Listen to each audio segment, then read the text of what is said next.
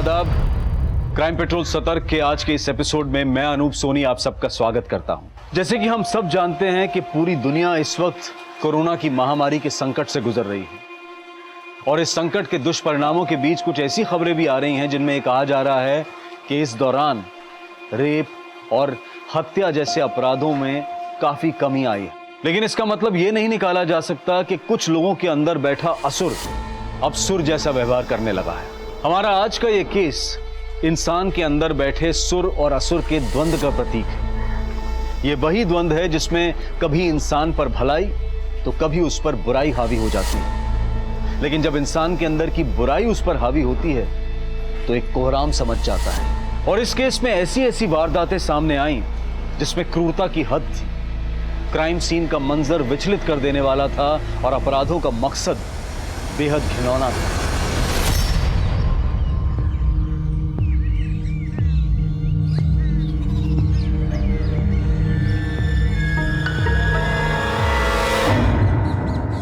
कला, आरती, खुशबू, ये दौड़ एक दूसरे को हराने का परीक्षा नहीं है, तुम तीनों की एकता का परीक्षा है, समझ रहे हो? इसीलिए तीनों को एक ही रस्सी बांधा है मैंने। आप तीनों को 30 सेकंड में उस झंडे तक पहुंचना है।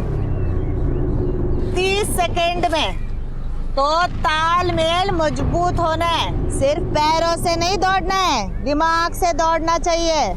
तो तैयार हो? हाँ माँ। खुशबू? हाँ। 1 2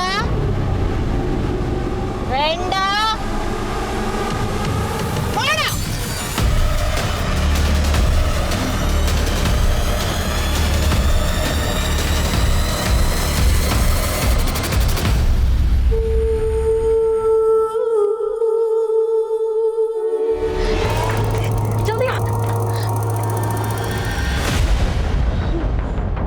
नहीं।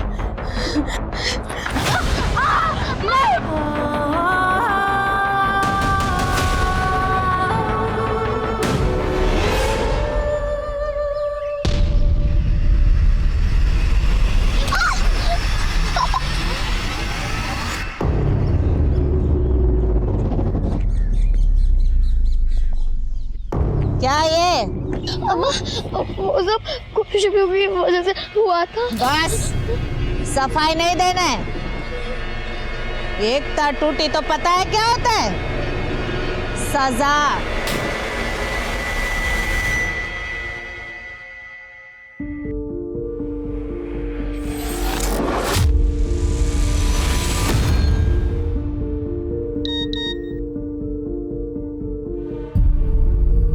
ये सजा हमें एक साथ सहनी होगी रिधिमा। भूलना होगा कि हम कभी साथ थे। अब यही सच है रिधिमा।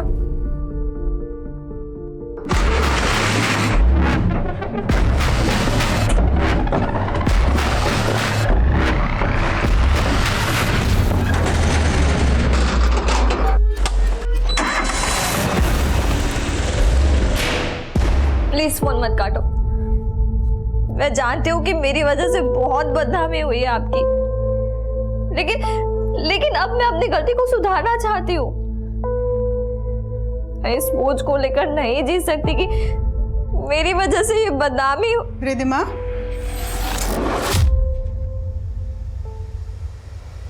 किससे बात कर रही है बेटा?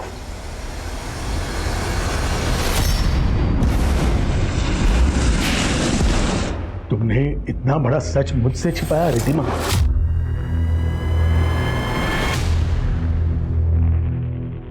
क्या कमी रह गई थी मेरी परवरिश में कि इतना बड़ा विश्वासघात किया मेरे साथ? सॉरी अब्बा, लेकिन नहीं, अब जो आने वाले हैं वो आके ही रहेंगे और अब सिर्फ वही होगा जो मैंने तय किया है।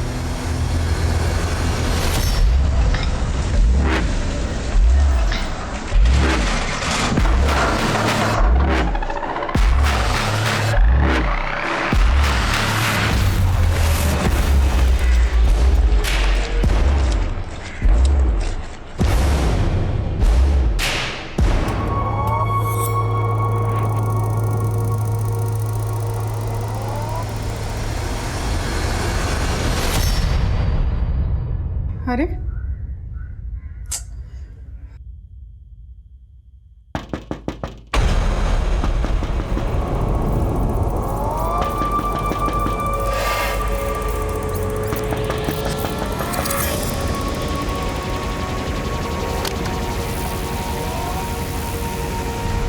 भूख जब कलेजा काटती है तब पता चलता है भूख क्या होती है।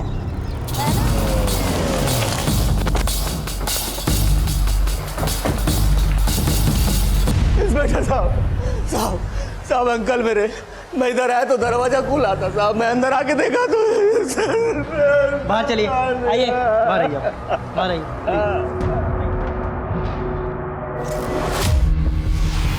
स्विच ऑफ होने के बाद घर वालों में से किसी ने घर का मेन दरवाजा खोला होगा और तभी अटैकर्स ने उनसे धावा। सर शायद उनका इरादा सिर्फ रेप और मर्डर का ही नहीं था, घर में काफी लूटपाट भी की गई है।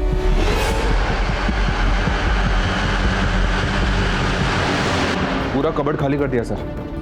इनफैक्ट घर के किसी भी मेंबर का मोबाइल फोन भी नहीं मिला। अटैकर्स घर का हर छोटे से छोटा कीमती सामान चुरा कर ले गए। हो सकता है सर ये किसी लूटपाट करने वाले गैंग का काम है। अगर मकसद सिर्फ लूट होता तो फिर मारने से पहले पूरी फैमिली को इतना टॉर्चर क्यों किया गया?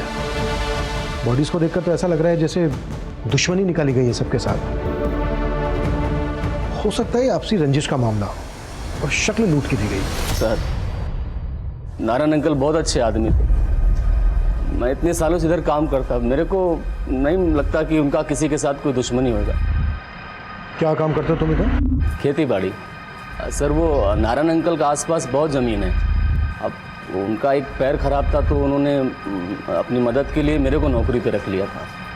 नारायण की बीवी या बेटी का किसी के साथ कोई इशू या नारायण का ही कोई लेन देन को लेकर विवाद?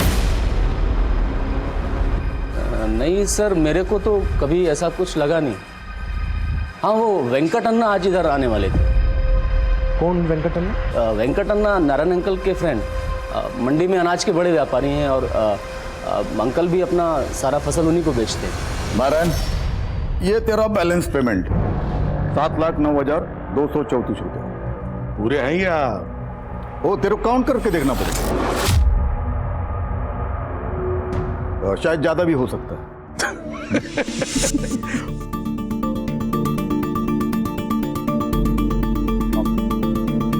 थैंक यू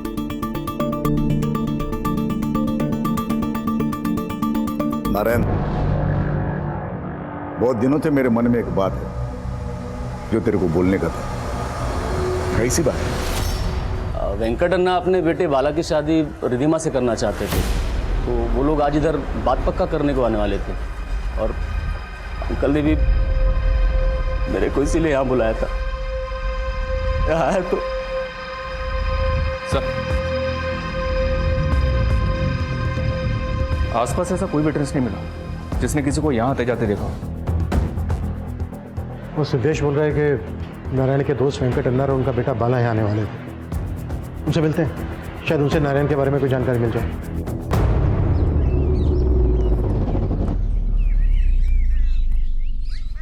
खुशबू, खुशबू, ओहो, बहुत लग गया। ये ले, रसम पी ले। कल से भूखी है तू। नहीं, ये खून है, मैं नहीं पीऊंगी। खुशबू, ये खून नहीं है, रसम है। रोना बंद करो, मजबूत होने का। P low. रुको, कहाँ भाग रहे हो? रुको, खड़े होके क्या देख रहे हो? जाओ पकड़ो।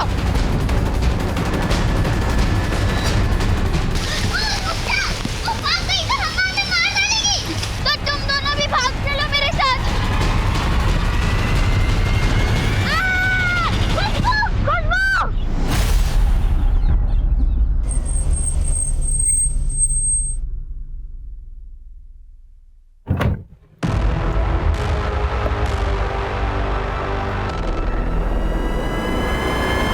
बाला, तेरे को इतना जल्दी मुंबई वापस क्यों जाने का? आपका मेरा मुंबई वापस जाना पहले से ही तय था, और वैसे भी जिस मकसद से मुझे आपने बुलाया था वो मकसद तो होने से रहा, तो लेट मी गो।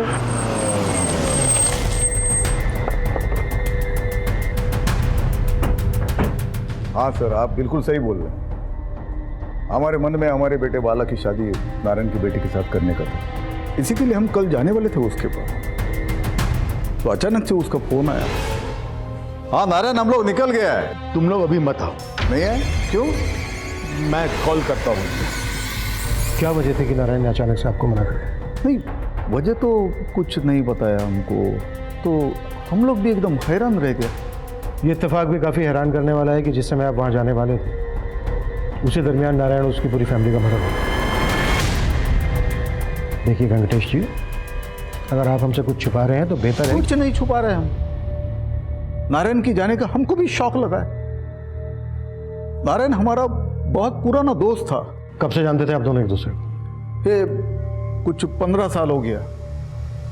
तभी नारायण सीआरपीएफ में काम करता था, ऊटी में उसका पोस्टिंग था। सो मिस्टर वेंकट, आप और आपके परिवार को हमारे प्लांटेशन पे कैंपिंग के लिए टेंट लगाने की परमिशन चाहिए। हमारा बेटा है ना, बॉटनी में बहुत इंटरेस्ट है उसको, तो बॉटनी का उसको पढ़ाई करने का, टेंट में रहे। Mister Venkat, I am sorry, मैं आपको यहाँ पे टेंट लगाने की परमिशन नहीं दे सकता। प्लीज सर, आई रिक्वेस्ट, तो कोशिश करो ना। अब पहले मेरी पूरी बात सुन लीजिए मिस्टर वेंकट। आप और आपके परिवार को हम यहाँ पर परमिशन इसलिए नहीं दे सकते क्योंकि अब से आप और आपका पूरा परिवार हमारा मेहमान है। मेहमान मतलब हम समझा नहीं। देखिए, आप कंकड़ गांव से हैं जी, और मैं आपके नजदीक के दालसन गांव से हूँ, तो हुए ना आप हमारे मेहमान। अच्छा। तो उसके बाद हमारे बीच बहुत अच्छी दोस्ती हो गई। फिर कुछ साल के बाद नारायण का एक एक्सीडेंट हो गया, तो उसको सीआरपीएफ छोड़ना पड़ा, उसका टांग खराब हो गया। इसलिए काफ़ी लंबे समय से आप दोनों एक दूसरे को जानते थे। फिर तो आपका बेटा बाला भी जानता होगा रिद्धिमा को। बाला, ये रिश्ता जुड़ने से पहले भी तुम और रिद्धिमा मिलते थे? देखिए सर, हम दोनों एक दूसरे को जानते ज़रूर थे, लेकिन हमारी शादी का डिसीजन हमारे पेरेंट्स का था। Sir, even I am shocked. ये अचानक क्या हो गया? सर, फोरेंसिक टीम ने बताया कि क्राइम सीन पे 4 से ज़्यादा अननोन फिंगरप्रिंट्स मिले। मतलब क्रिमिनल 4 से ज़्यादा लोग थे।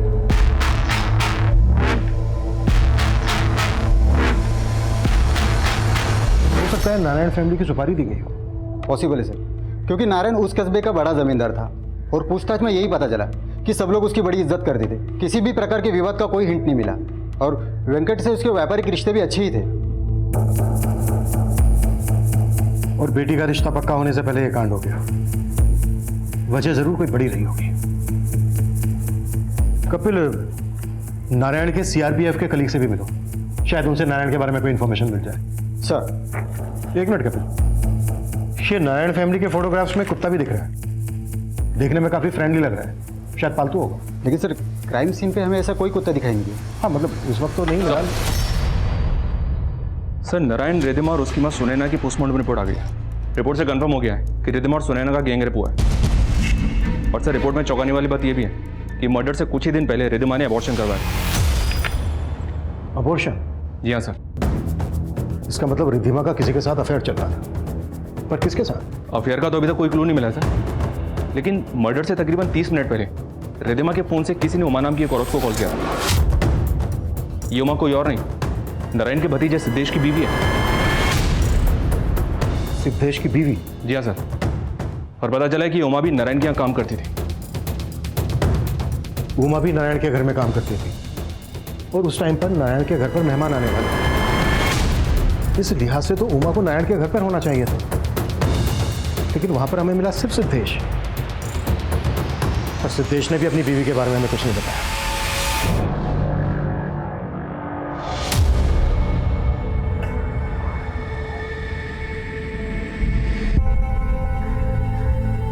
ये लो बेटा, कुछ खा लेना। मैं भिखारी नहीं हूँ आंटी। तो फिर तुम यहाँ क्यों बैठी हो? और तुम्हारी माँ कहाँ है?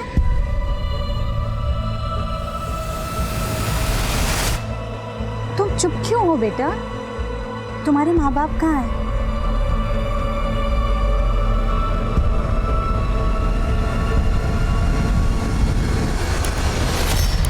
सर, उमा तो मार्केट गई है, तो उसको आने में थोड़ा टाइम लगेगा, तो मैं उस फोन लगाओ और जल्दी आने के लिए बोलो। हाँ हाँ, फोन लगा।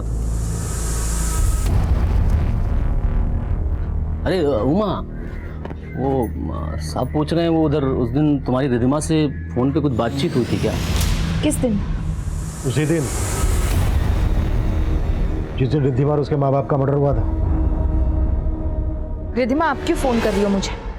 मुझे तुमसे कोई बात नहीं करनी। प्लीज फोन मत काटो।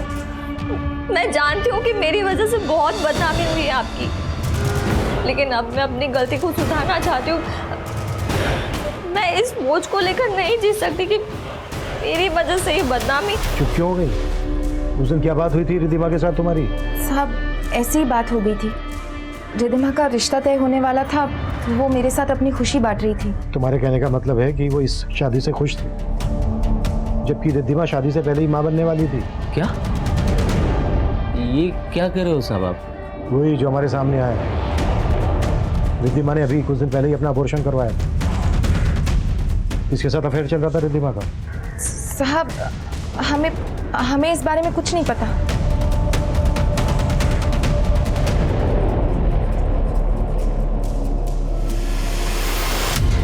ये नारायण जी की फैमिली के साथ जो कुत्ता है, किसका है? ये तो शेरू है सर, नारायण अंकल का पालतू कुत्ता, लेकिन ये तो खो गया था। कितने दिन पहले खो गया था कुत्ता? ये कुछ 7-8 दिन पहले का बात है सर। नारायण की फैमिली का मर्डर 3 दिन पहले हुआ, और मर्डर होने से कोई 1 हफ्ता पहले उनका कुत्ता शेरू गायब हुआ है। शेरू काफ़ी अच्छी नस्ल का है, रोबिला है। अगर वारदात के वक्त पर यह होता तो वारदात को अंजाम देना इतना आसान नहीं होता। तो आपको लग रहा है सर शेरू का गायब होना भी इन हत्याओं से जुड़ी साजिश हो सकती है? और हमें यह भी पता लगाना है कि रिद्धिमा के पेट में किसका बच्चा है। रिद्धिमा के सभी सोशल अकाउंट खंगालो और आसपास के मैटरनिटी क्लिनिक्स में पता करो कि उसने अबॉर्शन कहाँ पर करवाया है।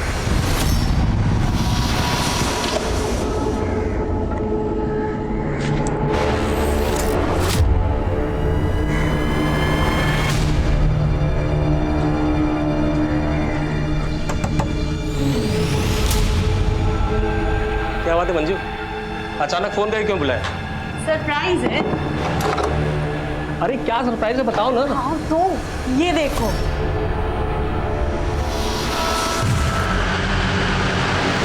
ये है खुशबू, आज से हमारी बेटी।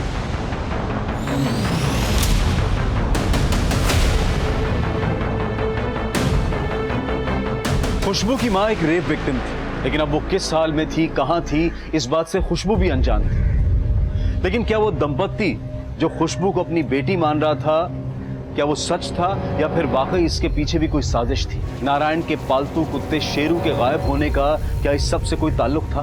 पुलिस उस केस में कई थ्योरीज बना रही थी। रिधिमा के अफेयर के एंगल के साथ साथ नारायण और उसकी बीवी से जुड़ी छोटी से छोटी बात पता की जा रही थी। सर सुनैना के कॉल रिकॉर्ड से एक पेट क्लिनिक का नंबर मिला है, जहाँ सुनैना अक्सर शेरू को लेकर जाती थी। वहाँ की वेट सुनैना की बहुत अच्छी दोस्त थी। उसने बताया कि जब एक बार उमा नारायण के घर से जा रही थी तो शेरू ने उसका थैला झपट लिया था। थैले में एक सोने का हार था सर, जिसे उमा चुरा कर ले जा रही थी, और इसी वजह से नारायण ने उसे काम से निकाल दिया था।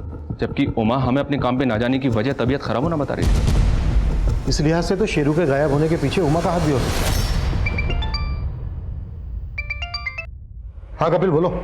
सर, रिद्धिमा ने जिस मैटरनिटी क्लिनिक में अबॉर्शन करवाया था उसका पता चला है।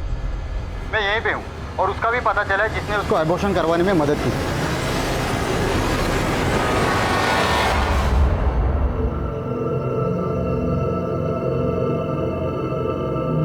बाला सुन, तेरे को जिधर जाने का उधर जा, तेरे को जितना कोशिश करने का कर,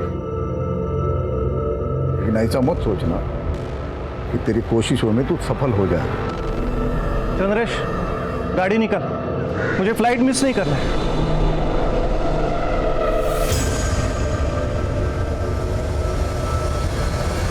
तो रिद्धिमा का अबॉर्शन करवाने में तुमने उसकी मदद की थी? हाँ साहब, लेकिन रिद्धिमा के पेट में किसका बच्चा था? वो मैं नहीं जानती साहब। रिद्धिमा तो ये भी नहीं बताना चाहती थी कि वो प्रेग्नेंट थी। वो तो उस दिन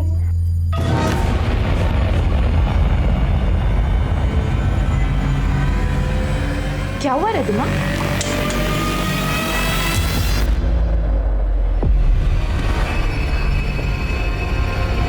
जब मुझे पता चल गया कि वो प्रेग्नेंट है तो उसने मुझे कुछ भी बताने की बजाय सिर्फ इतना कहा कि मैं बच्चा गिरवाने में उसकी मदद करूं। ये बात तुमने मुझसे पहले क्यों नहीं बताई? मैं डर गई थी साहब। अगर आप मुझे गलत समझ लेते तो। उमा, तुम्हें गलत समझने की और भी वजह है हमारे पास। चोरी का इल्जाम लगा था तुम पर। साहब ये झूठ है, मैंने कोई चोरी नहीं की थी। वो हार तो खुद रिधिमा ने मुझे दिया था। ये लीजिए। नहीं नहीं रिधिमा, मैं ये नहीं ले सकती। दीदी, आपने मेरी इतनी मदद की है, प्लीज मना मत कीजिए, लीजिए ना। और प्लीज किसी को बताना मत। रिधिमा को दिया वादा पूरा करने के लिए मैं बदनाम हो गई साहब। शेरू ने मेरी थैली पर झपट्टा मारा और वो हार मेरी थैली में देखकर सुनैना चाची को लगा। हम लोगों ने तेरे परिवार के लिए इतना सब कुछ किया और तुम मेरे घर में चोरी की? नहीं नहीं, मैंने चोरी नहीं की, आप गलत समझ रहे हैं।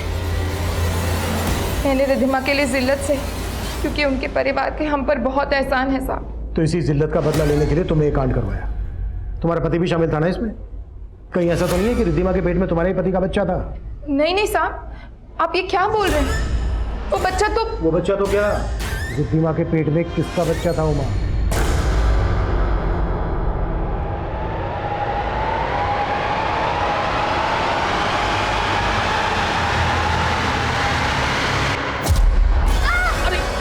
अरे बेटा मैं हूँ। क्या? अरे तुम्हारी बेटी ना बहुत डरती है मुझसे। अरे ये तुमसे नहीं डरती है, ये अपने बुरे सपनों से डरती है ना बेटा।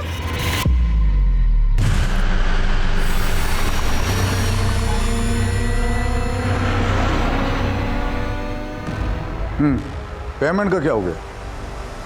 मैं बाद में फोन करता हूँ। आप लोग फिर से क्या बात है? वो तो आपका ड्राइवर और आपका भांजा चंद्रेश ही बताएगा। लेके चलो इसे, चल।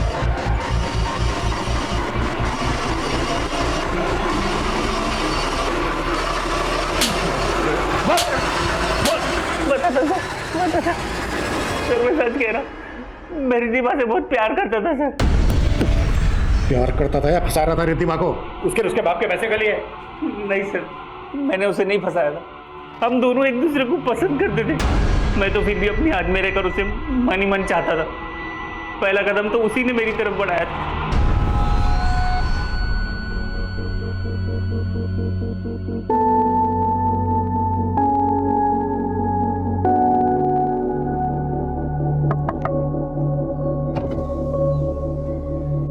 चलो देख लो अच्छे से।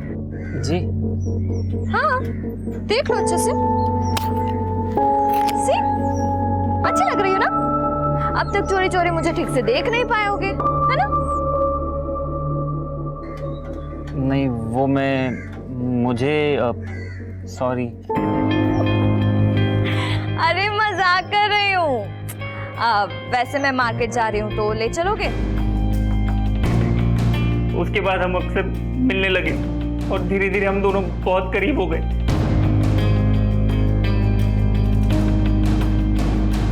तो रिधिमा के पेट में तेरा बच्चा था? हाँ सर, हम दोनों शादी करना चाहते थे, लेकिन वेंकट मामा ने अपने बेटे बाला की शादी रिधिमा से तय कर दी थी। उनके खिलाफ जाने की हिम्मत मुझ में नहीं थी, इसलिए मैंने रिधिमा को कहा था वो मुझे भूल जाए। ये सज़ा हमें एक साथ सहनी होगी रिधिमा। भूलना होगा कि हम कभी एक थे, अब यही सच है। फिर क्या हुआ मुझे नहीं पता। मैं तो खुद हैरान था कि रिधिमा के अप्पा ने वेंकट मामा को फोन करके वहां आने से मना क्यों किया। तुम लोग अभी मत आओ। नहीं है? क्यों? मैं कॉल करता हूँ। लेकिन सर मुझे बाला पे शक है सर। अच्छा? बाला के यहाँ आने के बाद मुझे पता चला कि वो ये शादी नहीं करना चाहता था। उसका मुंबई में किसी लड़की के साथ अफेयर था। वेंकट मामा उसकी शादी जबरदस्ती रिधिमा से करा रहे थे। तो अपने आप को बचाने के लिए बाला को बीच में घसीट रहा है। तो टस! मैंने कंफर्म किया सर, बाला का मुंबई में किसी लड़की से अफेयर तो चल रहा है। लेकिन इस चंद्रेश पे भी भरोसा नहीं कर सकते। चंद्रेश और बाला, इन दोनों की बैकग्राउंड चेक करनी पड़ेगी।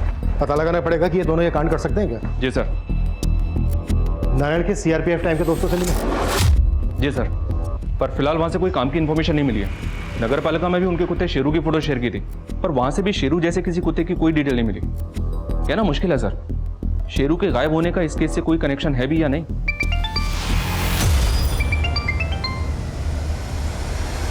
हाँ बोलो।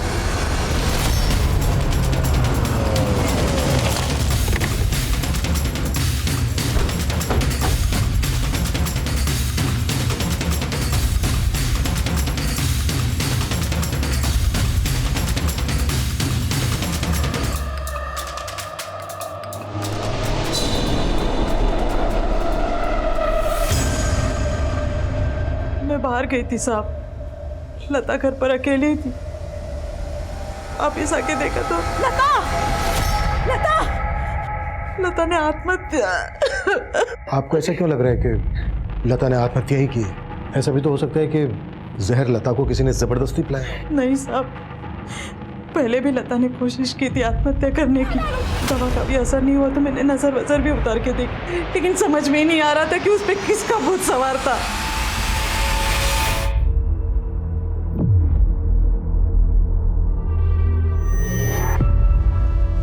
क्या लगता है तुम्हें, ये सब करने से वो मुझसे डरना बंद कर देगी?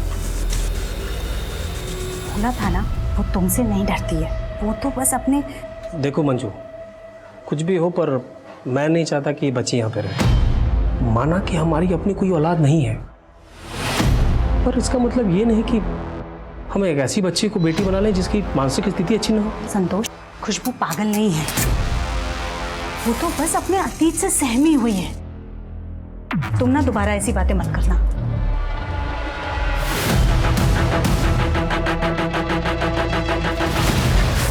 सर, लता नाम की जिस लड़की ने सुसाइड किया था, ये उसकी पोस्टमार्टम रिपोर्ट है। लता की मौत फिनाइल की पॉइजनिंग से हुई थी, लेकिन सर रिपोर्ट के मुताबिक लता को काफी लंबे समय से मोलेस्ट किया जा रहा था। मोलेस्ट? लेकिन लता की माँ ने तो कहा था कि लता की दिमागी हालत ठीक थी। हो सकता है सर लता की माँ हमसे कुछ छुपा रही है। थाने बुलाओ लता की माँ को, बात करते हैं।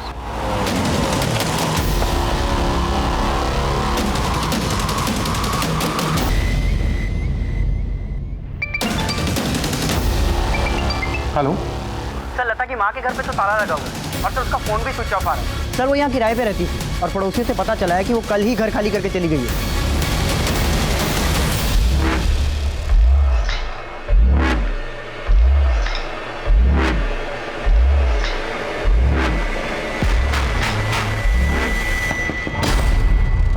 अभी लता के मकान मालिक से बात की मैंने, पर उससे कोई इन्फॉर्मेशन नहीं मिली। लेकिन हाँ सर, लता और उसकी माँ 2 महीने पहले ही वहाँ किराए पे रहने के लिए आई थी।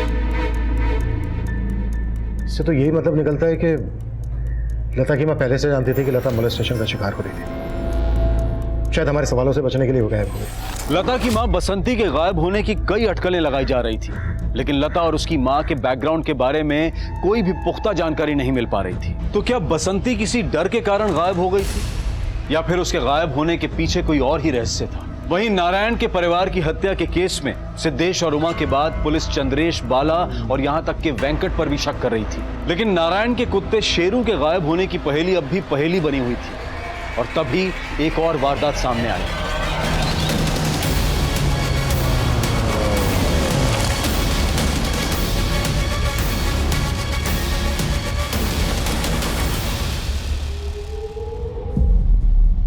क्या?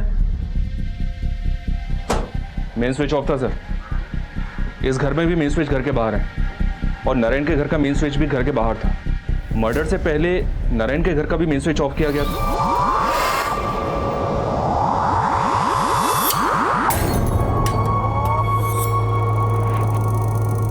सर वो जो मरा है ना, वो नन्नी और संदीप है, हस्बैंड वाइफ है दोनों, और अभी नया इधर रहने को आया था।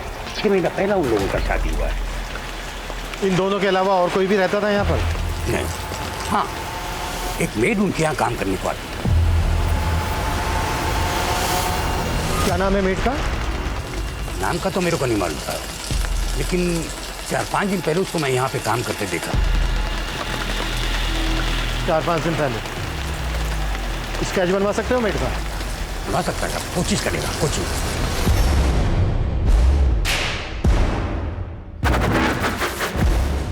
आप मुझे मेरे माँ जैसा ही प्यार करती हैं, लेकिन क्या?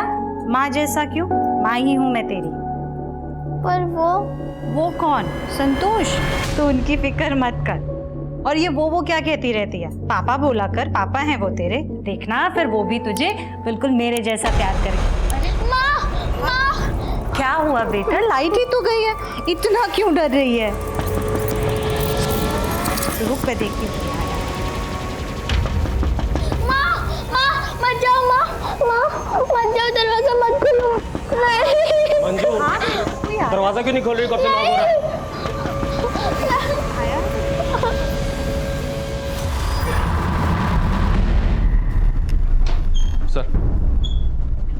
यही वो औरत है जो उस कपल के यहाँ काम करती थी। कपल के कॉल रिकॉर्ड्स में किसी भी मेड का नंबर नहीं मिला था।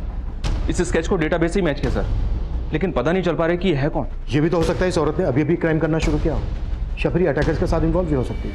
तो तुम एक काम करो, चेक करो इस औरत का नारायण फैमिली के साथ कोई कनेक्शन निकलता है।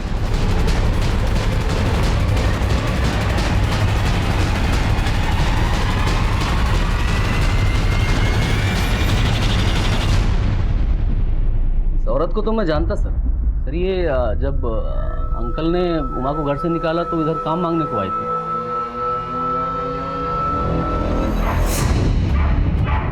ए शेरू, घड़ी घड़ी भौंकता है तुम। ए क्या है? साहब हमें पता चला यहाँ काम वाले की जरूरत है तो काम ढूंढ रहे हैं। इधर कोई काम वाम नहीं है, चलो। वो दिन मैंने उसको पहली और आखिरी बार देखा, उसके बाद फिर कभी नहीं देखा। हेलो, क्या? सब मैं मंजू से मिलने आई थी, अंदर देखा तो मंजू और उसका पति था।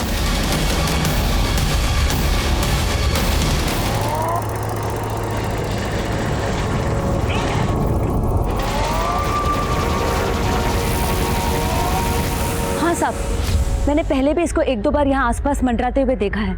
एक बार तो ये वहाँ संतोष जी से बात भी कर रही थी। मंजू और संतोष के अलावा और कोई भी है परिवार में? सब इनकी एक बेटी भी है। बेटी?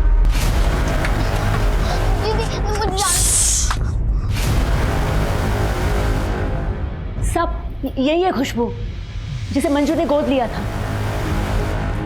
कहाँ से गोद लिया था उन्होंने खुशबू को? सब वो तो नहीं मालूम। सर अभी तक जितने भी केसेस सामने आए उनमें अटैकर्स ने फैमिली के किसी मेंबर को नहीं छोड़ा है, लेकिन इस कपल की बेटी गायब है जो कि एडॉप्टेड थी। और यहाँ किसी को मालूम तक नहीं है कि इस कपल ने बच्चे को अडॉप्ट कहाँ से किया था। गौतम, बच्ची के फोटो सर्कुलेट कर, बच्ची की जान खतरे में हो सकती है। उस यंग कपल के यहाँ जो मेड काम करती थी सर, उस मेड का स्केच मैंने हर जगह दिखवाया। तो बस तुक्के के तौर पर जिस लड़की ने सुसाइड की थी, लता, उसके पड़ोसियों को भी ये स्केच दिखाया।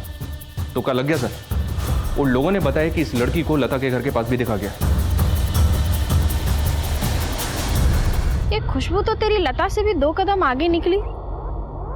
सुना येड़ू अम्मा के हाथ से निकल गई थी, वो तो अच्छा वहाँ मिल गई, वरना हमारा तो सारा खेल ही खत्म हो जाता। तभी तो इसका हाल लता से भी ज्यादा बुरा हो रहा है।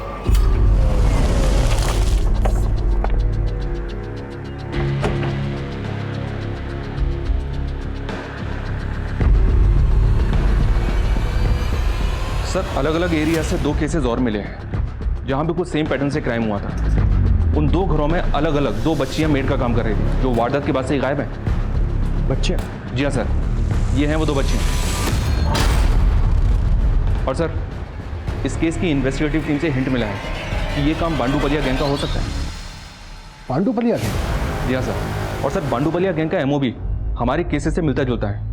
ये लोग भी रेकी के लिए अपनी बच्चियों और औरतों का इस्तेमाल करते हैं। टारगेट के दिन घर की बिजली काट देते हैं, फिर मेल विक्टिम्स की गला काटकर हत्या कर देते हैं। साहब ये बच्ची तो मंजू मैडम को यहीं पे मिली थी, कुछ लोगों के साथ बैठकर भीख मांग रही थी। साहब मुझे तो आश्चर्य तब हुआ जब मैंने ये सुना कि मंजू मैडम ने आदिवासी लड़की को गोद लिया है। आदिवासी की बच्ची? हाँ साहब, कलसान जंगल के पास आदिवासी झुग्गियों में मैंने इसे पहले भी देखा है। एक दूसरे का चेहरा क्या देख रहे हो? जल्दी करो। 1 2 3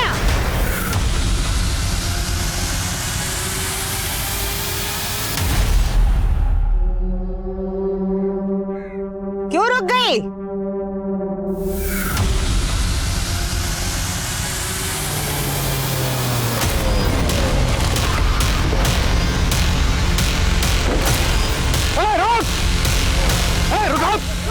सबको चल चल डालो सबको गाड़ी में। चल चल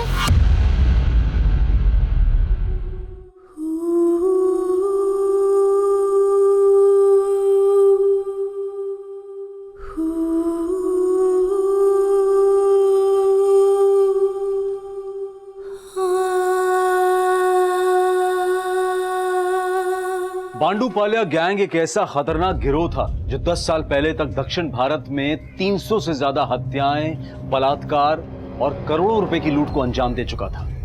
लेकिन केरला, कर्नाटका और आंध्रा की पुलिस के जॉइंट मिशन में इस गिरोह के ज्यादातर मर्द पकड़े जा चुके थे। लेकिन हैरानी की बात यह थी कि इस गिरोह की औरतों ने इस गिरोह को फिर से तैयार कर लिया था। गिरोह की महिलाएं और बच्चियां अलग अलग तरीके से अपने टारगेट पर नजर रखती। इस गैंग में हर किसी का एक अहम किरदार था। बसंती लूट का सोना बेचा करती थी और उस पर किसी को शक ना हो इसलिए वो अलग रहती थी। वहीं खुशबू इस गिरोह का हिस्सा ही नहीं थी, बल्कि 2 साल पहले उसका परिवार इस गिरोह का शिकार बना था और खुशबू को अगवा करके जबरदस्ती इस गिरोह के अपराधों का भागीदार बनाया जा रहा था। 2 साल पहले खुशबू की मां का इस गिरोह के द्वारा रेप और उसकी हत्या कर दी गई थी। अपनी मां को खोने के बाद उसने मंजू को भी खो दिया था, जो सही मायनों में उसे अपनी बेटी मान बैठी थी। खुशबू अब अनाथ है, लेकिन उसकी देखभाल और उसके इलाज की जिम्मेदारी एक एनजीओ ने उठाई है। देखते हैं हमारे आज के एपिसोड की दूसरी कहानी।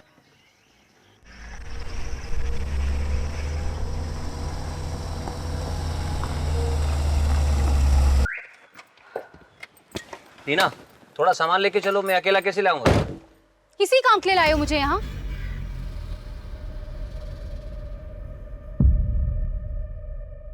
लीना, लीना, चिल्लाओ मत केतन, और कुछ काम तो ऐसा करो कि मुझे भी लगे कि मेरा कोई पति है। लीना स्टॉप इट, सुनो, लीना।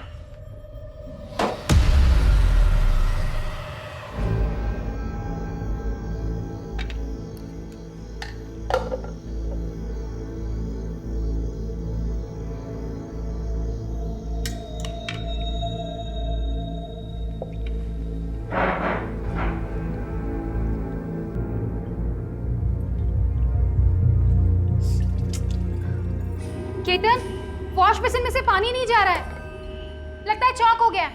आके देखो ना। तुम्हें दिखाई नहीं दे रहा मैं खाना खा रहा हूँ? तुम्हें ज्यादा परेशानी है तो खुद ठीक कर लो, मेरे पीछे मत पड़ो। 2 वक्त चैन से खाना भी नहीं खाने देते। अरे खाओ, जी भर के खाओ, मैं तो कह रही हूँ सुबह तक खाते रहो।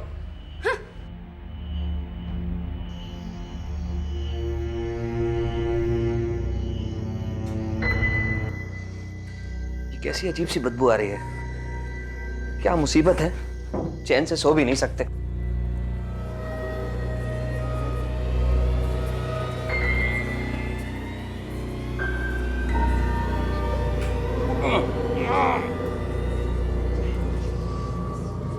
अब तो प्लम्बर को बुलाना ही पड़ेगा।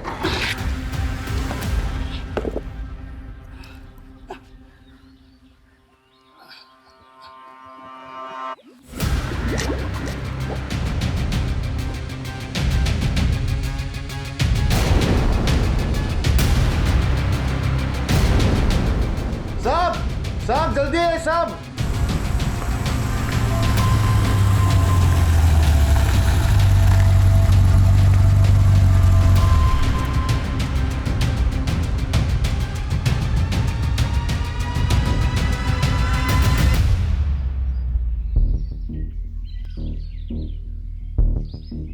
ऐसा लगता है किसी फीमेल की बॉडी ये एक्सीडेंट की शिकार हुई है या किसी ने मार के फेंक दिया यहाँ।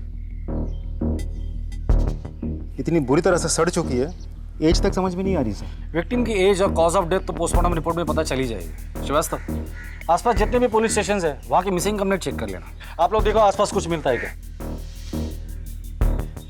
श्रीवास्तव, यहाँ तक पहुँचने का एक ही रास्ता है, हाईवे। रंजन, यहाँ से लेके हाईवे तक जितने भी सीसीटीवी कैमरास है पिछले कुछ हफ्तों की फुटेज मंगवा लो। सर, आपके इस फार्म हाउस पे आपके सिवा और भी कोई आता जाता है? सर, मैं और मेरे कुछ खास दोस्त, बट बहुत रेयरली। ज़्यादातर तो ये फार्म हाउस खाली पड़ा रहता है सर। तो फिर ये औरत यहाँ कैसे पहुंची?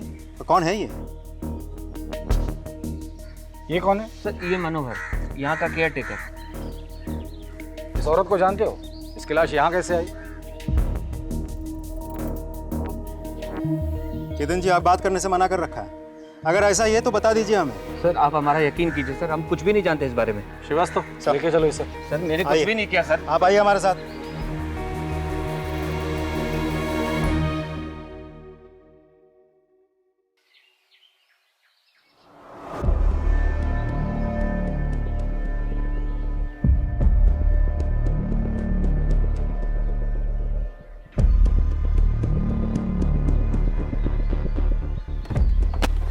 क्या तांग झांक कर रही? जा अपना काम कर, निकल यहां से।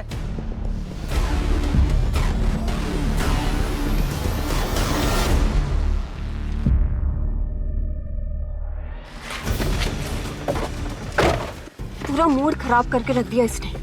अब देखना ये ऑफिस में जाकर ना हमारी चुगली करेगी। अगर इसने चुगली करी ना तो मैं स्मिता की ना बैंड बजा दूंगा। तू चिंता मत करता रहा। चिंता नहीं, मुझे गुस्सा आ रहा है सुरेंद्र। ज्यादा होशियार बनती जा रही है आजकल ये, बात बात पर मेरी गलतियां निकालती है। ये तो अखिलेश सर अच्छे हैं, इसकी बात पर भरोसा नहीं करते, वरना। अरे तू इसके बारे में ज्यादा मत सोच, मैं इसे देख लूंगा।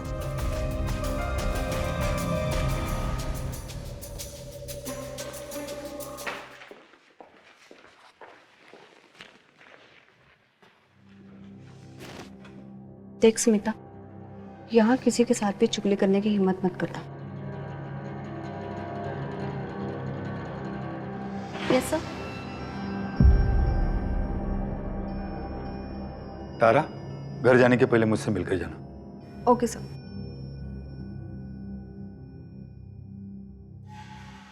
सभी देशवासियों को जनता कर्फ्यू का पालन करना है। इस जनता कर्फ्यू के दरमियान हेलो। अच्छा ठीक है, मैं अभी आती हूँ। सड़क पे जाएं, डियर वाइफ, न्यूज़ नहीं सुनी? घर से बाहर कोई नहीं जा सकता। पतिदेव, ऑफिस का काम है, मुझे जाना होगा। पागल हो गई? बाहर जनता कर्फ्यू लगा हुआ है। मुझे जरूरी काम है, समझो बात को।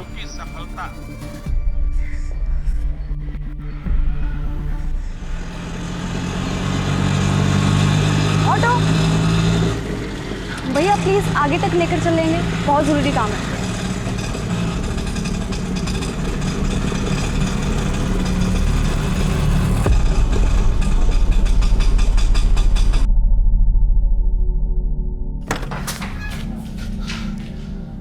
तुम यहाँ क्या कर रहे हो?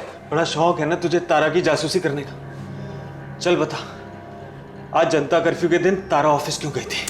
सुरेंद्र देखो, तुम जाके अपनी बीवी से पूछो ना।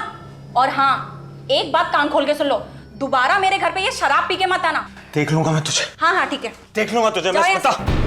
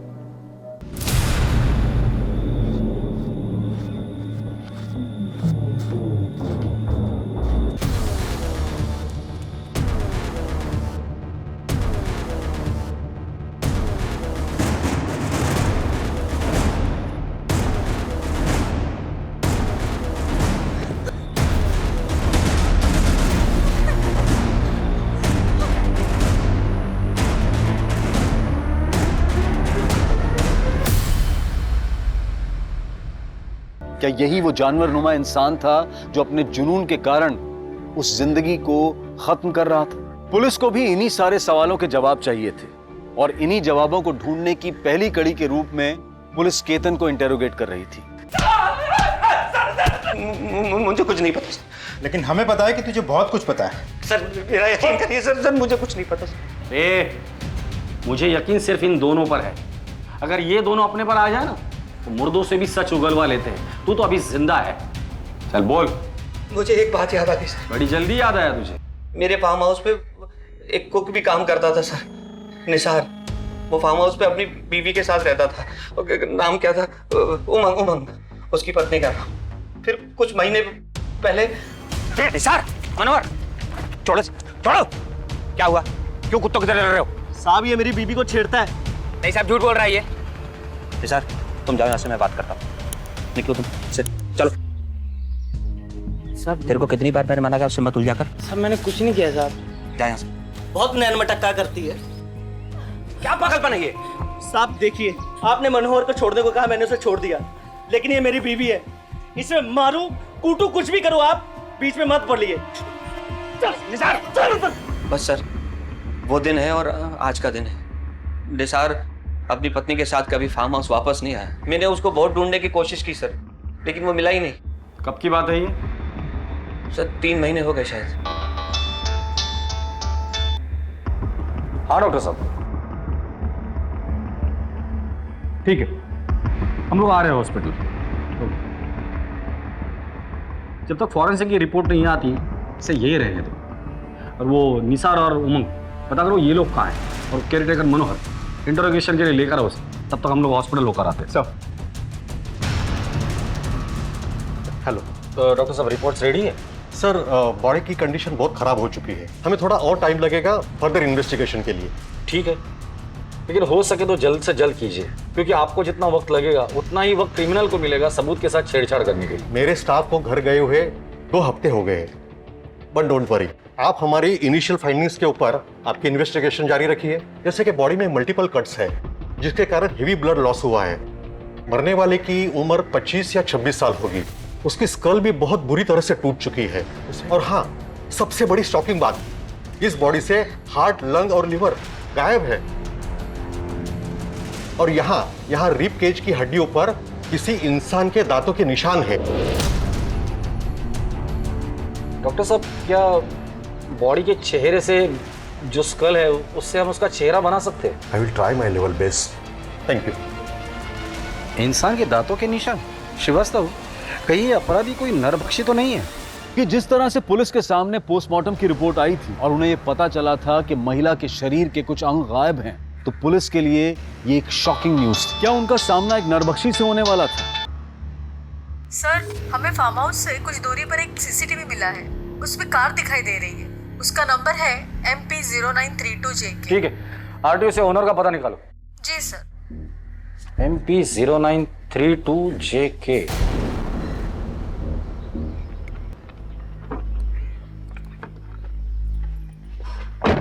चलो भैया। मैडम, ये टैक्सी कहीं नहीं जाएगी। नहीं जाएगी?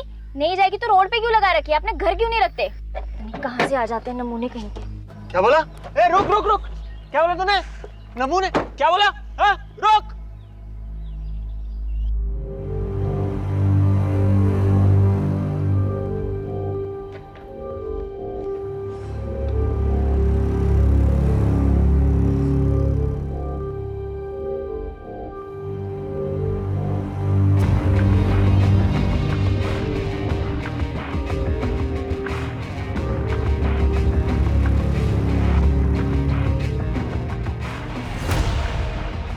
Good morning. नए आए हैं आप? कौन हो तुम? मैडम, मैं विश्वास, अखिलेश सर का ड्राइवर हूँ। मैडम, ये क्या हुआ मैडम आपके हाथ को? दिखाइए, मैं बाम लगा देता हूँ। पीछे हटो, मैं खुद कर लूंगी। मैडम, लगा देते ना बाम।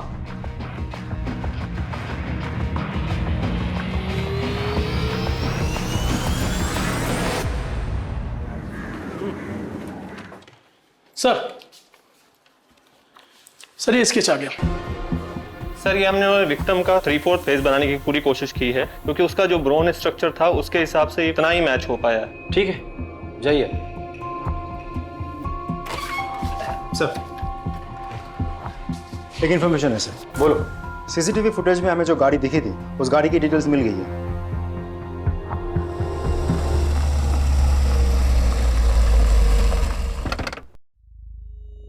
2 महीने पहले बिलावरी तालाब के पास तुम्हारी कार दिखाई दी थी। ऐसे जंगल वाले एरिया में तुम क्या कर रहे थे? सर, मैं अपनी वाइफ को ढूंढने गया था। अब वो 2 महीने से मिसिंग है। हेलो, अरे कहाँ है तू? कितनी देर हो गई है? मैं आ रही हूँ सुरेंद्र। मैं ये मुन्ना चिकन के सामने हूँ, मेन रोड पे। अच्छा ठीक है। ये बिलावली तालाब के पास। Hello hello Surendra. Hello sir, फिर उसका फोन कट गया। उसके बाद उसका कॉल आया ही नहीं। फिर मैंने भी कॉल ट्राई किया उसको, तो फोन लगा ही नहीं। फिर थोड़ी देर बाद मैं खुद वहाँ गया, पर वो वहाँ नहीं थी। आज भी मैं वहाँ जाता रहता हूँ। बीवी की फोटो है तुम्हारे पास?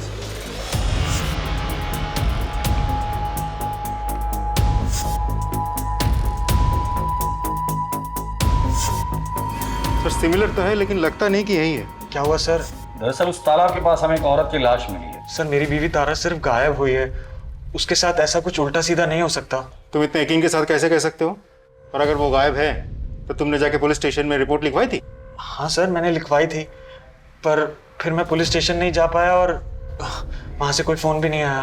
तुम्हारी बीवी तारा का किसी के साथ झगड़ा था या दुश्मनी थी? सर, उसकी बहन चंदा से उसका हमेशा झगड़ा रहता था। यहाँ क्या करने आई है तू? तुझे ये कहने आई हूँ कि अब देवास वाला घर तू मेरे नाम कर दे। वो घर पापा ने मेरे नाम किया है। तो मैं भी तो उनकी बेटी हूँ ना, तो उस हक से तो वो घर मेरा भी हुआ। अगर हक होता ना तेरा तो पापा तुझे जरूर तेरा हिस्सा देते। चुपचाप वो घर मेरे नाम कर दे, वरना सोच लेना तू। वरना क्या करेगी? तुझे ऐसी मौत मारूंगी ना कि तेरी रूह भी कांप जाएगी, और तेरे मरने के बाद तो प्रॉपर्टी मेरे नाम खुद ब खुद हो जाएगी। तू मेरी बीवी को मारेगी? समझती क्या है तू अपने आप को? वो तो तुम दोनों बहुत जल्द समझ जाओगे। बस सर, चंदा उसे ऐसे ही धमकी देती रहती थी। मैं तो परेशान हो गया था उनके झगड़ों से, यहाँ तक कि मैंने तारा को कह दिया था कि चंदा को प्रॉपर्टी दे दे, लेकिन तारा को अपने पापा के घर से एक इमोशनल लगाव था, इसलिए उसने मेरी बात नहीं सुनी। हालांकि सर, इस प्रॉपर्टी के लिए चंदा ने कोर्ट केस भी किया है जो पिछले साल से चल रहा है। तारा वो केस जीतने भी वाली थी। हो सकता है सर चंदा ने कुछ किया हो।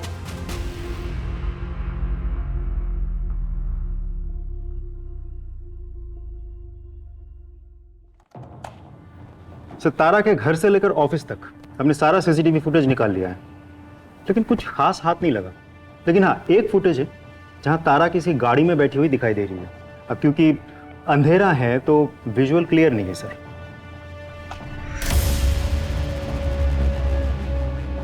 ड्राइवर का चेहरा दिखाई नहीं दे रहा है। Yes sir. ना ही गाड़ी का नंबर। और ठीक 2 घंटे बाद सुरेंद्र वापस उसी लोकेशन पे। मतलब देखा जाए तो सुरेंद्र ने हमें जो भी स्टेटमेंट दिया था फुटेज के साथ हूबहू मैच हो रहा है सर। करेक्ट। सुरेंद्र ने हमें बताया था कि उसे चंदा पर शक है, तो क्या ऐसा तो नहीं कि इस गाड़ी में चंदा बैठी हो? नहीं सर, अगर चंदा होती तो तारा उसी गाड़ी में जाके नहीं बैठती। दोनों में बहुत बड़ा झगड़ा हुआ था। तो फिर कौन हो सकता है? क्योंकि तारा अपनी मर्जी से उस गाड़ी में बैठी है, इसका मतलब गाड़ी के अंदर जो कोई भी था तारा उसे अच्छे से जानती थी। कौन हो सकता है सर? केतन हो भी सकता है, पर तारा और केतन के बीच कोई कनेक्शन हो, ऐसी कोई भी बात हमारे सामने अभी तक नहीं आई। श्रीवास्तव, एक काम करो, ऐसी गाड़ियां किस किस के पास है ये पता करो, और वो चंदा उसे पूछताछ के लिए बुलाकर लेकर आओ। सब मनोहर को ले आया था, गांव में छिपा हुआ था।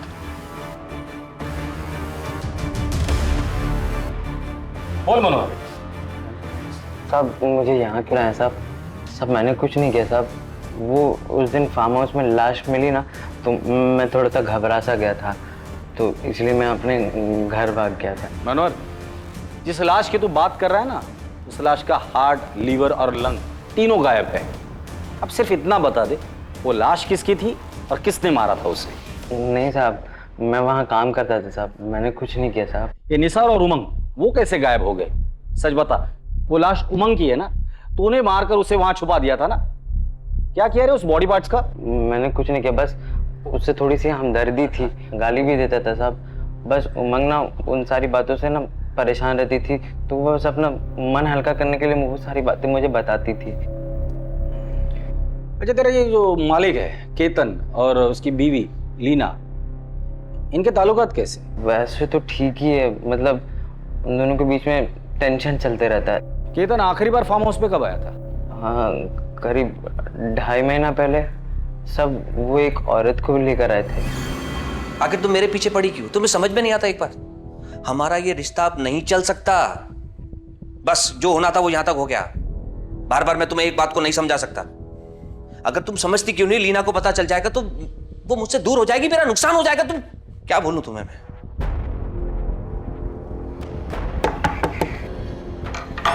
सभी जाओ जाओ।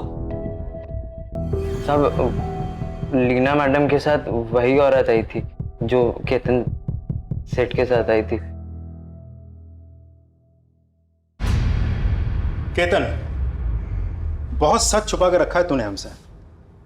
चल अब ये बता, 2.5 महीने पहले तेरे साथ जो औरत यहाँ आई थी, कौन थी वो? सर, वो मेरी फ्रेंड रीमा थी सर। मेरा फार्म हाउस खरीदना चाहती थी, इसलिए मेरे साथ थी। और अब वो कहाँ है? पता नहीं सर, हमारी डील होने वाली थी, फिर बात बनी नहीं। एक्चुअली काफी टाइम से मैं अपनी फ्रेंड रीमा साहनी के टच में नहीं हूँ सर। सुना है किसी स्कॉलरशिप के बाद वो कोई यूनिवर्सिटी चली गई है। मगर हाँ, कुछ महीनों पहले तक वो हमारे फार्म हाउस के प्लांट में बहुत इंटरेस्टेड थी। कोई बोटेनिकल रिसर्च कर रही थी शायद। आई एम श्योर केतन ने ही कुछ किया होगा। इस श्योरिटी की वजह? रीमा मिली तो मुझे इग्नोर करने लगा था, और आई एम श्योर कोई और मिली होगी, इसीलिए उसे रास्ते से हटा दिया। ये सब ब्लडी कैसेनोवा 2.5 महीने पहले रीमा को लेकर आया था सर वो यहाँ। आप अपने पति पर नजर रखती थी? रखनी पड़ती है सर। और उस नजर का नाम मनोहर था? जी नहीं, मैंने एक प्राइवेट डिटेक्टिव हायर किया था, उसी ने मुझे ये सब कुछ बताया। वैसे आपकी पूछताछ पूरी हो गई हो तो क्या मैं जा सकती हूँ? जा सकती है, लेकिन हमारे परमिशन के बगैर शहर छोड़कर मत जाइए। जरूरत पड़ेगी तो दोबारा बुला लूंगा। सर, केतन और लीना दोनों के पास ही रीमा को हटाने का मोटिव था। मुझे तो लगता है इन दोनों में से किसी ने रीमा को मारा होगा।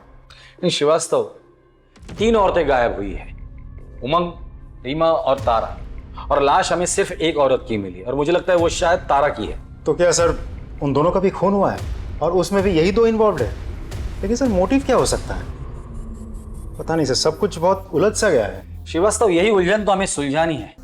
हमें बस उस एक सिरे की तलाश है जो हमें कातिल तक लेकर जाएगा, और वही सिरा हमें दिखाई नहीं दे रहा है। उस चंदा को बुला कर लाओ। साहब, मेरी बहन तारा तो मिसिंग थी, फिर उसकी लाश। जता तो ऐसे रही हो जैसे बहन गायब होने का बहुत बड़ा दुख हुआ है तुम्हें। हाँ साहब, इसीलिए तो मैंने उसकी मिसिंग कंप्लेंट कराई थी, ना कि उसके पति सुरेंद्र ने। मिसिंग कंप्लेंट तुमने लिखवाई थी? हाँ सर, ये देखिए मेरे पास उसकी कॉपी भी है। इसमें नाम तो तारा सेंगल का है। हाँ साहब, ये उसका शादी से पहले का नाम है। तारा और तुम्हारे बीच प्रॉपर्टी को लेकर झगड़ा चल रहा था, कोर्ट केस भी चल रहा था। लेकिन वो तो मैंने वापस ले लिया था आज से 1.5 साल पहले। ये देखिए मेरे पास पेपर भी हैं। कोर्ट केस वापस लेने के पीछे कोई खास वजह? साहब, वजह बस इतनी थी कि कुछ भी हो, सारी प्रॉपर्टी तारा के बेटे अक्षय के नाम ही होनी थी, और अक्षय मेरे लिए मेरे बेटे जैसा ही है। मतलब ये कि मैं कभी माँ नहीं बन सकती, और अक्षय ही मेरे लिए मेरा सब कुछ है। ये तारा और सुरेंद्र के बीच रिश्ता कैसा था? वैसे तो वो दिल का बहुत अच्छा है, लेकिन अगर उसकी सटक जाए ना तो वो शैतानों का भी बाप बन जाता है साहब। हे भगवान, ये इंसान है या शैतान? कैसे जानवरों की तरह काटा है तुझे। एक ढेला भर तो कमाता नहीं था साहब, और नए नए बिजनेस के लिए तारा से पैसा मांगता रहता था, और अगर वो नहीं देती थी साहब तो फिर वही मारपीट करना उसके साथ। ये तारा का बेटा अक्षय इस वक्त कहाँ है? तुम्हारे साथ है? नहीं साहब, वो बोर्डिंग स्कूल में है। तारा से आखिरी बार कब मिली थी तुम? उसके गायब होने से कुछ दिन पहले मिले थे हम लोग, लेकिन जब मैंने सुरेंद्र से इस बारे में पूछा तो उसने कोई जवाब नहीं दिया। ये सुरेंद्र और तारा का रिश्ता कैसा था? हाँ साहब, सुरेंद्र तारा से प्यार तो बहुत करता था। चल रहे सुरेंद्र, बहुत दर्द हो रहा है मुझे। अरे कुछ नहीं होता, जरा सी चोट है। अरे मजनू, कहाँ चल दिए भाई? अपनी लैला का इलाज करवाने। तू क्यों खून जला रहा है बे? सुरेंद्र ने तारा के गायब होने के बारे में कुछ बताया था? हाँ साहब, सुरेंद्र कह रहा था कि उसने तारा को खोजने की बहुत कोशिश की, लेकिन वो मिली नहीं।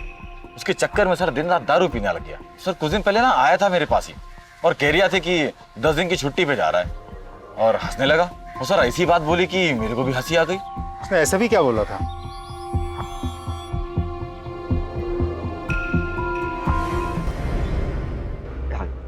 डैड, मुझे वो शर्ली को घर छोड़ने जाना है, प्लीज आपकी कार मिलेगी? आज आप कैब कर लीजिए। डिनर के लिए जल्दी आना। Thank you dad. कम।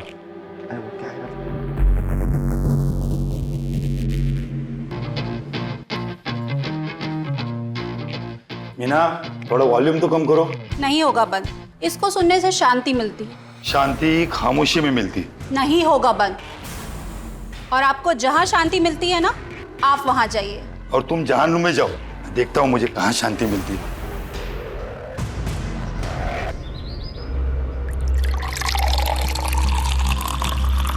सुरेंद्र, तुम जाओ।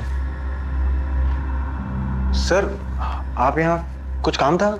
हाँ, तुम्हारी बीवी गायब होने के बाद तुम बहुत गम में थे ना, तो सोचा मिलकर थोड़ा गम बांट लेते हैं तुम्हारा।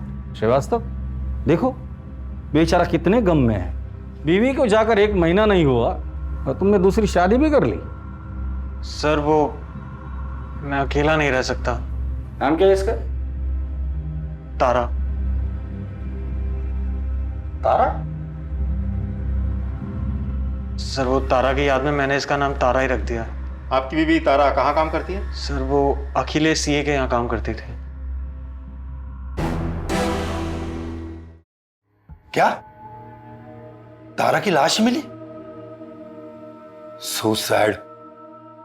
मिस्टर अखिलेश, तारा आपकी एम्प्लॉय थी, उसके गायब होने के बाद आपने पूछताछ नहीं की? सर मैंने उसके मिसिंग होने के बाद में कुछ सीनियर पुलिस ऑफिसर से बात की थी, लेकिन कुछ पता नहीं चला और लॉकडाउन के चलते मैं भी हेल्पलेस था। और अब जाके जब ऑफिस खुला तो। अखिलेश जी, तारा के बारे में आपकी क्या राय है? आई मीन थी वो कैसी थी, बिहेवियर कैसा था, वो काम कैसा करती थी? नहीं, काम में तो एकदम परफेक्ट थी और अच्छी इंसान भी थी। और आप? जी, आपका और तारा का रिश्ता कैसा था? सर वो जैसा एक बॉस और एम्प्लॉय का होता है, बस। जिस दिन तारा गायब हुई थी आपने उसे फोन किया था, वो घर पर थी और वो घर से ऑफिस के लिए गई थी, क्यों? सर उस दिन मेरी गाड़ी सर्विसिंग के लिए गई थी और मुझे एक ऑफिस से फाइल अर्जेंटली चाहिए थी, तो मैंने उसे कहा कि ऑफिस से फाइल लेकर मेरे घर आ जाना, मगर वो आई नहीं। मैंने कांटेक्ट करने की भी कोशिश की मगर कुछ हुआ नहीं। ठीक है, फिलहाल के लिए आप जा सकते हैं, जरूरत पड़ेगी तो दोबारा बुला लूंगा। जी सर, थैंक यू।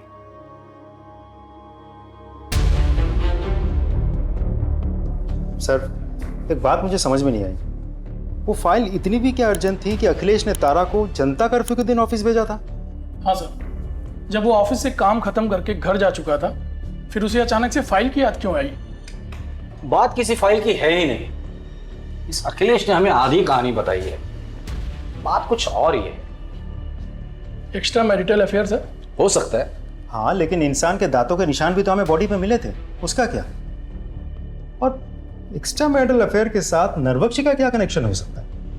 बहुत ही स्ट्रेंज केस है सर। अखिलेश के ऑफिस और घर के आसपास उसके बारे में पूछताछ करो और उसका वो ड्राइवर उठाकर लेकर आओ उसे, वो जरूर कुछ ना कुछ तो जानता होगा जिससे हमें इस केस की लीड मिल जाएगी।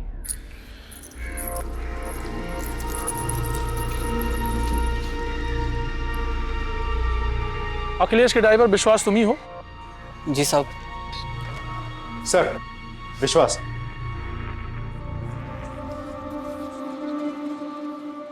बैठ।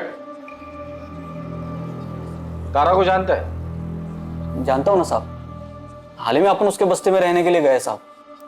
हालांकि ये बात किसी को मालूम नहीं है, अखिलेश साहब को नहीं मालूम है। क्या हुआ साहब? हुआ तो बहुत कुछ है, फिलहाल तो इतना बता दे, अखिलेश और तारा के बीच रिश्ता कैसा था?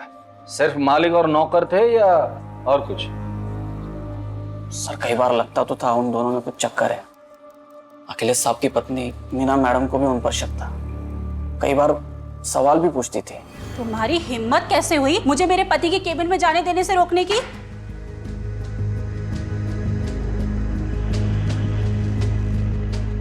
ऐसे कौन से काम में बिजी थे कि आपका प्यून मुझे अंदर आने से रोक रहा था? क्या चल रहा है इस ऑफिस में? बहुत गुस्सा करती थी साहब। उस दिन फोन पर भी वो किसी से बात कर रही थी। अरे भैया कुछ तो उपाय करो। देखो मैं कुछ भी करने को तैयार हूँ, बस ये तारा नाम की बला से ना पीछा छूट जाए। बस मैं इतना चाहती हूँ कि तारा ना इस दुनिया से ही उठ जाए। ठीक है, जाओ तुम।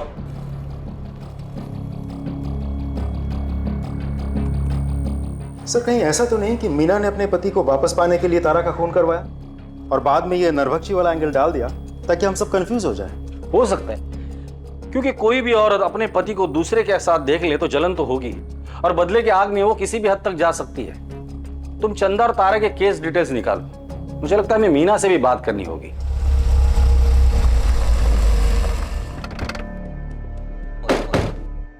सर अगर मुझे बदला ही लेना होता तो मैं 4 साल इंतजार क्यों करती?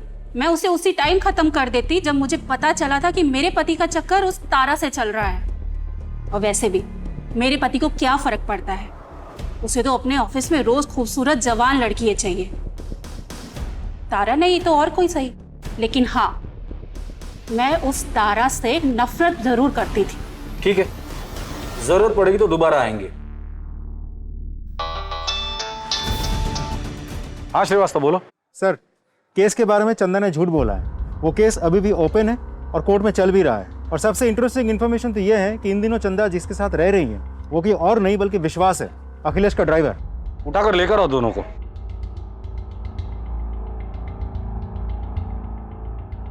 तुम दोनों ने बहुत कहानियां सुनाई मुझे, अब मुझे असली कहानी सुननी है। साहब मैंने केस वापस ले लिया था, लेकिन विश्वास ने बोला कि केस वापस चला दे। इसने मुझे मजबूर किया, इसलिए मैंने वापस चला दिया। ये बोला कि प्रॉपर्टी तुझे नहीं चाहिए तो मैं रख लूंगा। मैं इससे प्यार करती हूँ साहब, इसलिए मना नहीं कर सकी। पर साहब सच में तारा को मैंने नहीं मारा साहब। साहब तारा को मारना ही होता तो सर मैं चंदा को केस चलाने के लिए क्यों कहता सर?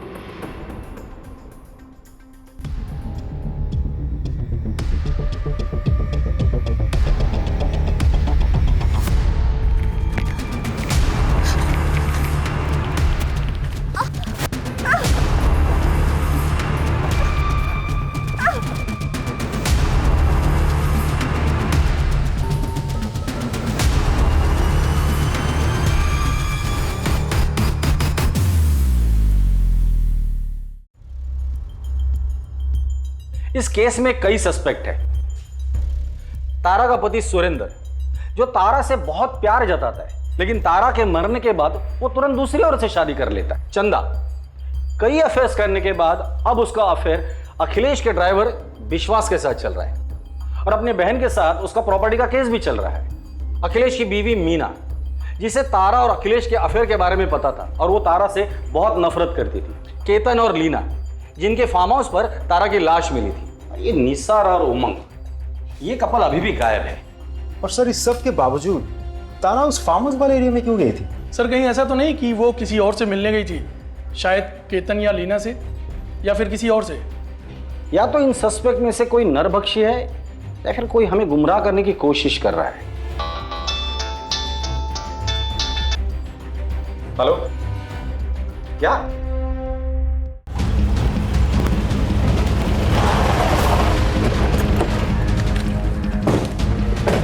फोन आपने किया था? हाँ सर। बॉडी कहाँ दिखाई?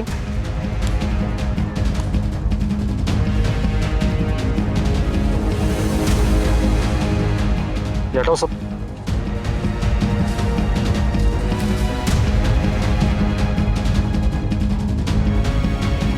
सर इसका चेहरा तो पहचान में ही नहीं आ रहा है। सर मारने का तरीका देखा आपने? इसे भी बिल्कुल तारा की तरह ही मारा गया है। आस पड़ोस में लोगों से पूछताछ करो, किसी ने कुछ देखा है या नहीं। सर बॉडी को पोस्टमार्टम के लिए भेज दो।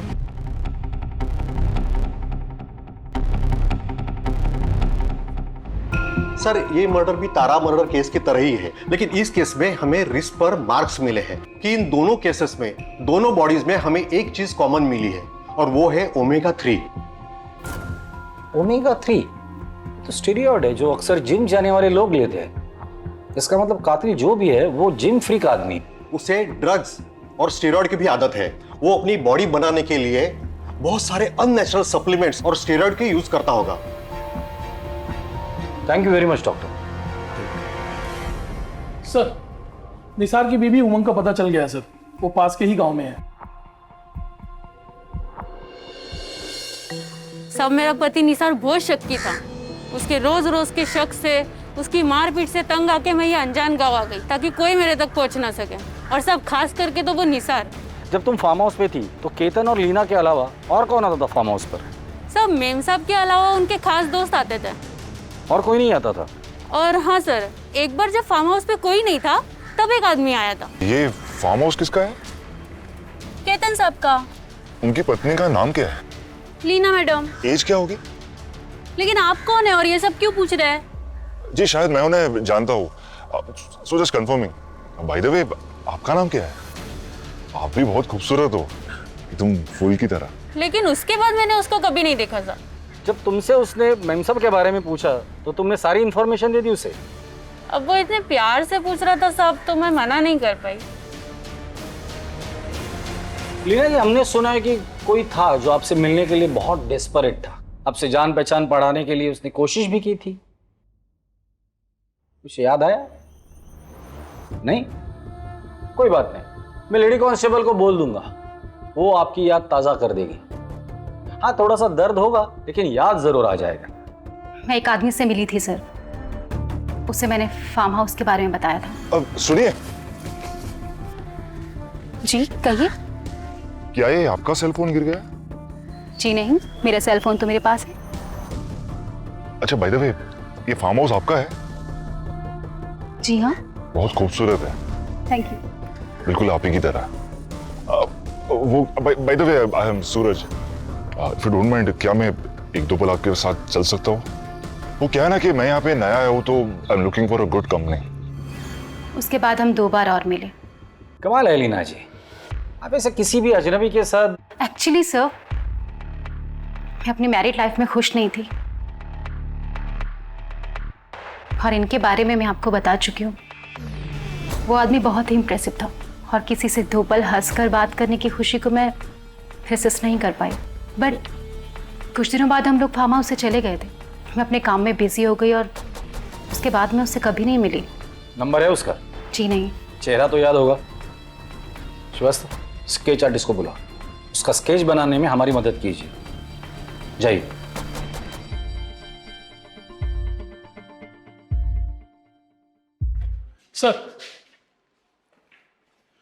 सर ये रमन है, वो जंगल वाली लाश के क्राइम स्पॉट के पास इसने किसी को देखा है। साहब, उस जंगल के रास्ते पर मैंने एक अमीर आदमी को देखा था साहब।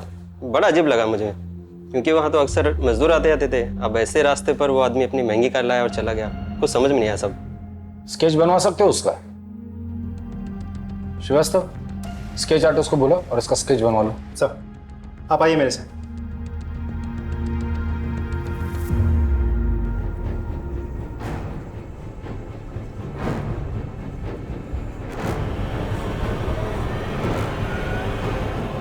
तीनों स्केच तो एक ही आदमी के हैं। ये तो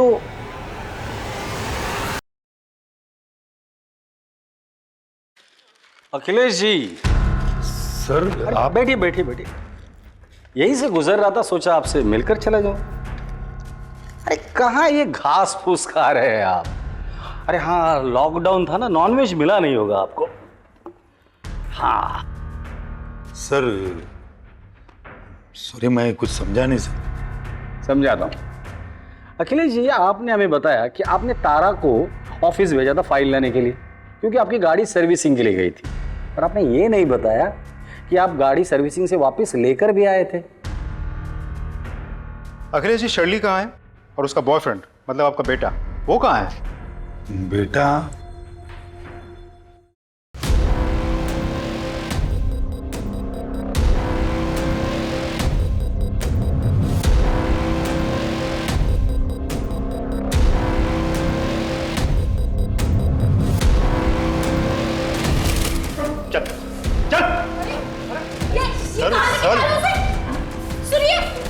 आप नहीं चलेंगे?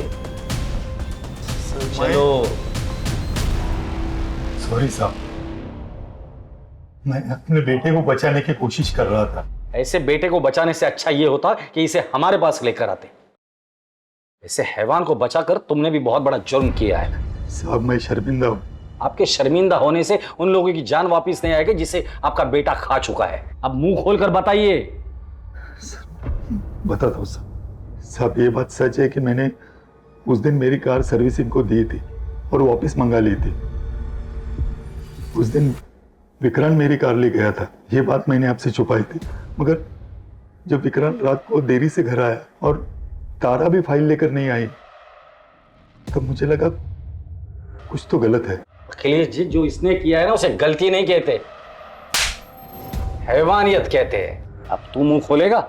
मुझे जिम और बॉडी बिल्डिंग का शौक है, और जल्द से जल्द बॉडी बनाने के चक्कर में मैं ड्रग्स और स्टेरॉइड्स के इंजेक्शंस लेने लगा। फिर मुझे इस नशे की आदत पड़ गई सर। प्रोटीन्स के चाहत में मैं कुछ भी खाने लगा, हर तरह का मांस। मुझे किसी ने कहा कि इंसान के मांस पे सबसे ज्यादा ताकत होती है, इसलिए ये सब ढूंढने के लिए मैं बाहर जाने लगा, लेकिन मुझे कुछ नहीं मिला। लेकिन उस दिन मुझे तारा मिली।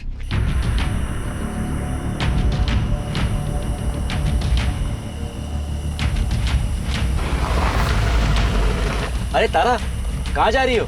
आपके घर जा रही हूँ, ये फाइल आपके पापा ने मंगवाई है। आओ बैठ जाओ, मैं घर ही जा रहा हूँ, तुम्हें छोड़ देता हूँ। ओके। और जैसे ही गाड़ी में बैठी पता नहीं मैं आउट ऑफ कंट्रोल हो गया और उसे फार्म हाउस की तरफ ले जाने लगा, लेकिन उसने ऐतराज किया। ये आप कौन से रास्ते से जा रहे हैं सर? ये रूट गलत है। नहीं, सही रास्ता है। मैं काफी बार इस रास्ते से गया हूँ, डोंट वरी। नहीं सर, देखिए मुझे ना कुछ भी ठीक नहीं लग रहा है। आप मुझे यहीं छोड़ दीजिए, मैं घर खुद चली जाऊंगी। प्लीज आप गाड़ी रोकिए और ये फाइल आप अपने पापा को खुद ही दे दीजिए।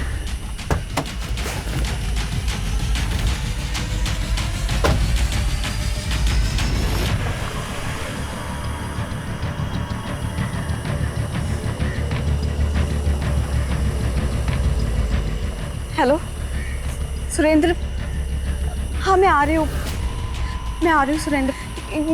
मैं ये मुन्ना चिकन के सामने हूँ, मेन रोड पे, ये बिलावली तालाब के पास। तुम्हें मेरे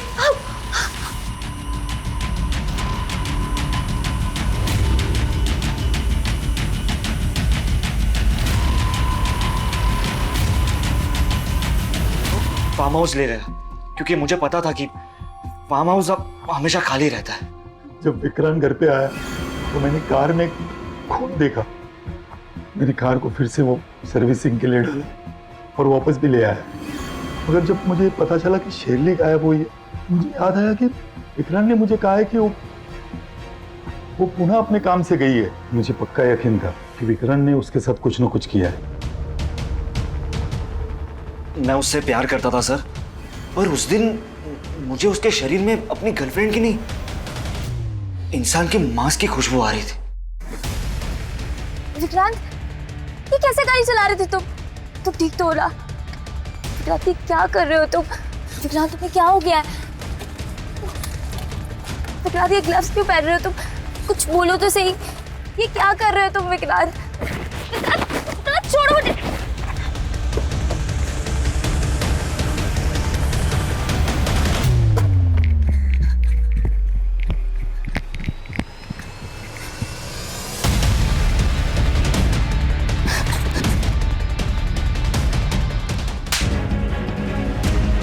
इंसान नहीं, एक नरभक्षक है, नरभक्षक। जानवर से भी बदतर। पता है जब जानवर कोई भी नरभक्षक बनता है तो उसके साथ क्या करते हैं? गोली मारते हैं उसे। तुम्हें जानवर कहना जानवरों का अपमान होगा। इंसानों का मांस खाकर ताकतवर बनना इंसानियत का मजाक उड़ाना है। मैं पूरी कोशिश करूंगा कि तुम्हें जल्द से जल्द फांसी हो जाए, और अखिलेश तुम्हें भी, क्योंकि एक हैवान को बचाने की तुमने पूरी की पूरी कोशिश की है।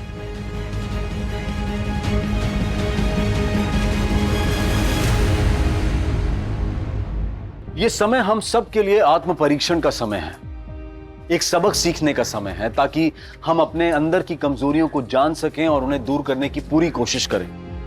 और खासकर हमें अपने मानसिक स्वास्थ्य का ध्यान रखना है। अगर अखिलेश ने वक्त रहते अपने बेटे को सही राह दिखाई होती और मेडिकल हेल्प ली होती तो उसे इस तरह से शर्मसार नहीं होना पड़ता।